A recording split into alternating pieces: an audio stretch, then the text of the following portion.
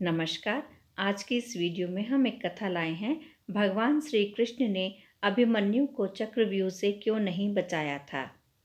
आज हम पौराणिक कथा लाए हैं महाभारत युद्ध से। महाभारत युद्ध को सभी जानते हैं, क्यों, कैसे और किन योद्धाओं में लड़ा गया था।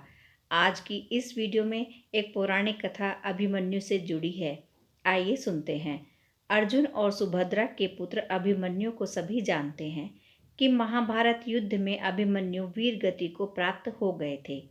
बहुत लोग ये सोचते होंगे कि अर्जुन और पांडवों के युद्ध के अंत तक श्री कृष्ण उनके रक्षा कवच बने रहे, तो फिर अभिमन्यु को क्यों मर जाने दिया।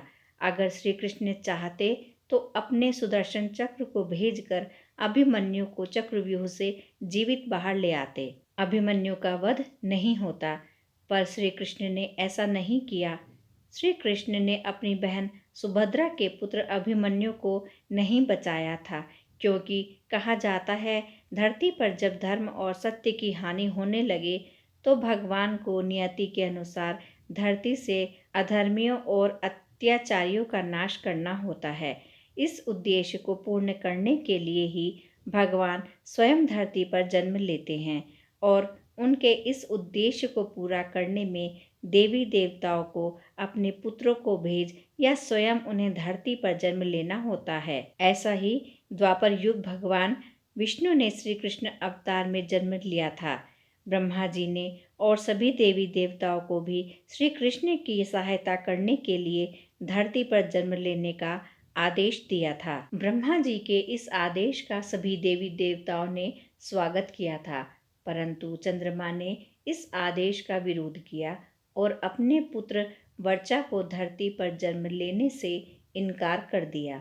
लेकिन जब सभी देवी देवताओं ने मिलकर चंद्रमा को समझाया कि धर्म की रक्षा करना ही हम देवताओं का परम कर्तव्य और धर्म है, इसलिए हमें ब्रह्मा जी के आदेश का पालन करना है। सभी देवी देवताओं के समझाने पर चंद्रमा मान तो गए, पर फिर भी उन्होंने एक शर्त रख दी।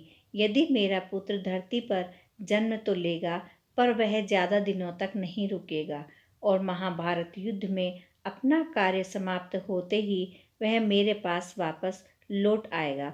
इसके साथ ही वह युद्ध में अपने पराक्रम से बड़े महारथियों को भी चकित कर घोर युद्ध लड़ते हुए वीर गति को प्राप्त होगा, और उसके इस अदम्य साहस को युगों युगों तक याद रखा जाएगा। अभिमन्यु ही चंद्रमा के पुत्र वर्चा थे, जिसने ब्रह्मा के आदेश का पालन कर श्री कृष्ण की सहायता के लिए धरती पर जन्म लिया था।